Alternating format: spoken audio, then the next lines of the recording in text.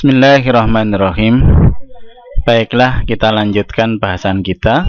Kali ini tentang multiplexer dan demultiplexer. Biasa ditulis MUX dan demux. Oke, untuk memahami bagaimana cara kerja multiplexer dan demultiplexer, kita langsung saja ke praktek. Kita sudah mengenal apa itu decoder dan encoder. Dengan decoder dan encoder, maka apabila seseorang mengirimkan data, bisa menghemat kabel banyak sekali. Misalkan kita mengirimkan 16 data di sini. Seharusnya kita butuh 16 kabel, maka kita masukkan ke dalam encoder 16 ke 4, maka kabel 16 tidak dibutuhkan, hanya dibutuhkan 4 kabel saja. Nah, setelah sampai sini, maka dari kabel 4 tadi kita uraikan lagi menjadi 16 saluran seperti ini. Ini pun sudah menghemat. Akan tetapi, orang berpikir bagaimana mengirimkan data lebih hemat lagi. Hal ini terasa apabila jarak yang dikirim adalah sangat jauh. Tentu kabel satu ini sangat bernilai harganya. Maka orang memakai yang namanya multiplexer dan demultiplexer. Dengan menggunakan multiplexer, maka kabel yang digunakan akan sangat-sangat bisa dihemat. Karena mengapa? Dengan menggunakan multiplexer, berapapun masukan di sini, sampai 100, 200, sampai 1000 pun, maka bisa dimasukkan ke dalam satu kabel saja. Nah, setelah sampai sini akan diuraikan lagi menjadi kembali menjadi berapa masukan yang ada di sini. Kalau di sini 16 kabel, di sini dikembalikan menjadi 16 kabel dengan alat namanya demultiplexer. Nah, bagaimana kok bisa menghemat? Maka data di sini, data yang dikirimkan di sini, masuknya ke dalam satu kabel ini secara bergantian. Pertama, yang atas sendiri masuk. Dan sampai sini dikembalikan ke kabel yang atas sendiri. Kabel yang nomor 2 masuk, kemudian dikembalikan ke nomor 2. Yang ketiga masuk, kembalikan ke nomor 3. Demikian seterusnya. Nah, apabila ini dilakukan dengan cepat, maka seakan-akan tidak terasa. Seakan-akan bisa memakai 16 saluran di sini berhubungan dengan 16 saluran di sini. Baiklah, lebih ringkasnya kita mulai lagi bagaimana cara kerja dari multiplexer ini. Oke, kita lanjutkan lagi. Kita ingat gerbang ini, gerbang N. Gerbang N ini mempunyai sifat apabila masukannya 1, maka keluarannya akan 1. Selain dari itu, maka keluarannya akan 0.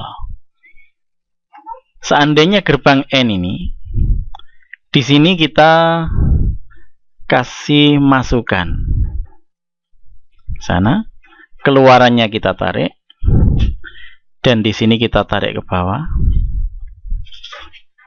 Kalau seandainya sini kita kasih 1,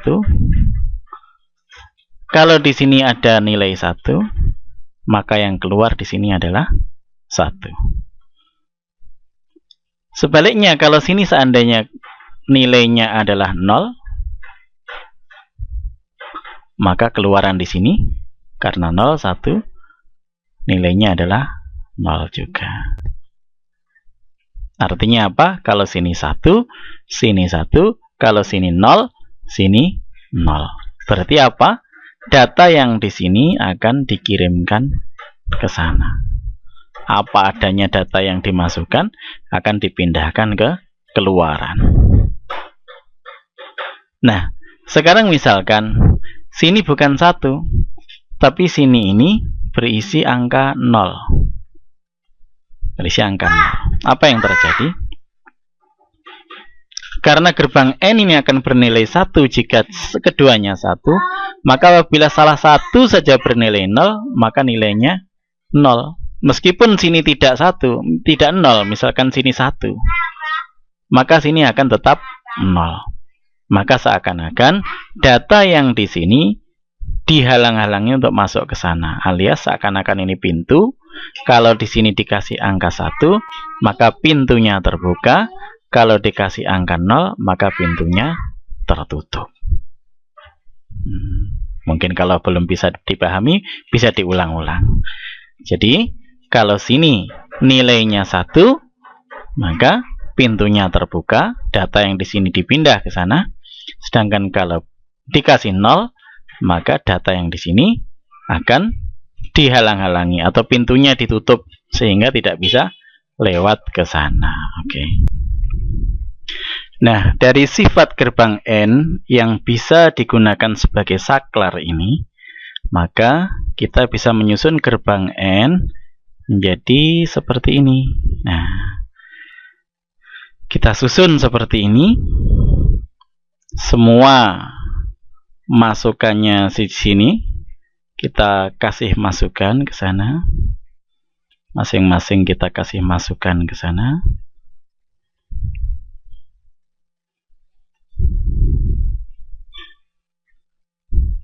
Ini sebagai masukan. Keluarannya kita hubungkan jadi 1 di sini.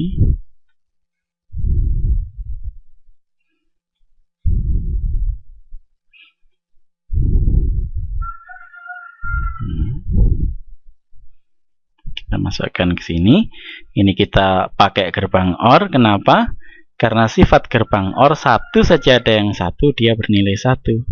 Kalau semuanya 0, barulah bernilai 0. Maka gerbang OR itu seakan-akan kabel disambungkan gitu. Jadi untuk menyambungkan supaya tidak konslet antara ini dengan ini, kita pakai gerbang OR. Inilah sebagai keluaran multiplexer kita. Sedangkan yang di sini ini kita ambil sebagai kontrolnya. Nah, sebagai kontrolnya. Nyambung. Nah, ini anggap tidak nyambung. Nah, seperti ini. Nah, kalau ini yang kita kasih 1, lainnya kita kasih 0, maka data yang diambil adalah data yang di sini akan ngalir ke sini, akan keluar di sini, 1 di sini. Kalau ini kita kasih 0, ya. Misalkan sini datanya 1, 0, 1, 1, 0 gitu.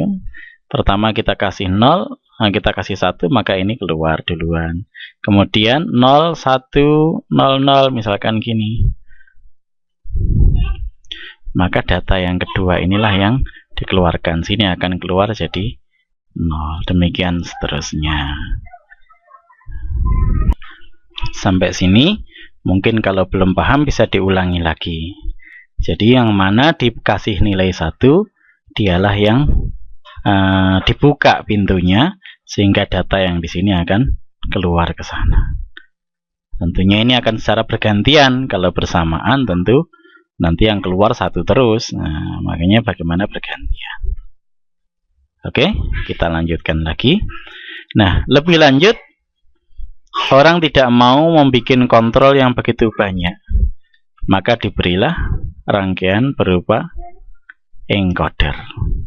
Maka dengan seperti ini, kita tidak memerlukan kontrol yang begitu banyak. Cukup beberapa kabel saja di sini. Nah, beberapa kabel bisa kita isi dengan angka biner. Maka angka biner bisa memilih mana yang masuk. Misalkan sini 0, 0, 0, maka atas sendiri yang masuk. 0, 0, 1, yang kedua yang masuk. 0, 1, 0, yang ketiga yang masuk, dan seterusnya. Ini pakai encoder. Maka data yang banyak di sini nanti bisa dikirimkan secara bergantian di sana. Oke. Nah, kalau sudah paham, kita lanjutkan lagi. Nah, setelah data tadi sudah dikeluarkan dalam satu kabel, tentu kita butuh alat untuk menerimanya. Bagaimana menguraikan data ini yang satu kabel kembali menjadi 5 kabel seperti ini? Maka kita pakai yang namanya demultiplexer. Nah, sederhana saja. Nah, seperti ini. Jadi decodernya masukannya 1, tapi decodernya akan memilih masukan yang pertama ini masuk kemana. Kalau ke sini maka dia kembali ke sini. Kalau yang kedua maka kembali yang kedua ini yang keluar sana. Yang ketiga yang ini yang keluar. Yang keempat yang ini yang keluar. Yang kelima yang ini yang keluar. Sehingga rangkaiannya secara lengkap bisa dilihat seperti ini. Ini yang sebelah sini, ini adalah multiplexer, yang di sini adalah demultiplexer. Nah, kemudian bagaimana supaya ini sinkron? Ini decoder sini, jangan-jangan di sini angka 5, sini angka 3. Maka salurannya jadi salah. Supaya tidak salah, orang biasa memberikan counter di sini. Nah, di sini ada rangkaian counter, nanti akan kita bahas. Nah, counter ini membutuhkan clock atau denyut. Denyutnya itu berisi 0101 secara bergantian seperti jam gitu. Nah, clock inilah yang dikirimkan ke sini. Nah, jadi di sini ada counter juga. Counter ini akan menggerakkan encoder di sini. Sehingga angka yang di sini akan sama dengan angka di sana. Nah, inilah namanya pengiriman data secara serial. Serial, kalau ada clocknya maka disebut serial secara sinkron, karena disinkronkan dengan clock ini. Apa ada yang tidak sinkron? Ada. Yaitu sini bukan memakai clock seperti ini yang dikirimkan. Sini punya jam sendiri. Nah, punya jam. Jam sendiri, sini punya jam sendiri. Nah, kalau ada data pertama datang, maka langsung jamnya menghitung mulai dari 0. Sehingga data yang pertama datang, langsung ngitung ke 0. Sehingga sini 0, sini juga 0, 1 juga 1, 2, 2. Maka cuma dibutuhkan 1 kabel saja. Nah, inilah namanya pengiriman data serial secara asinkron. Karena datanya dikirimkan dari sini paralel, dirubah menjadi serial, serial dikirimkan di sini dirubah lagi jadi paralel lagi. Namanya paralel, datanya keluarnya bersamaan. Kali ini bergantian, urut menurut waktu urut. Nah, ini namanya pengiriman data secara serial. Kalau pengiriman data secara paralel seperti apa? Nah, menggunakan encoder dan decoder, ini namanya pengiriman data secara paralel. Karena mengapa? Keluarannya bersama-sama. Tapi yang ini tadi adalah secara serial yang ini. Terima kasih atas perhatiannya. Mohon maaf segala kesalahan. Kita akan bertemu lagi dalam bahasan yang lain.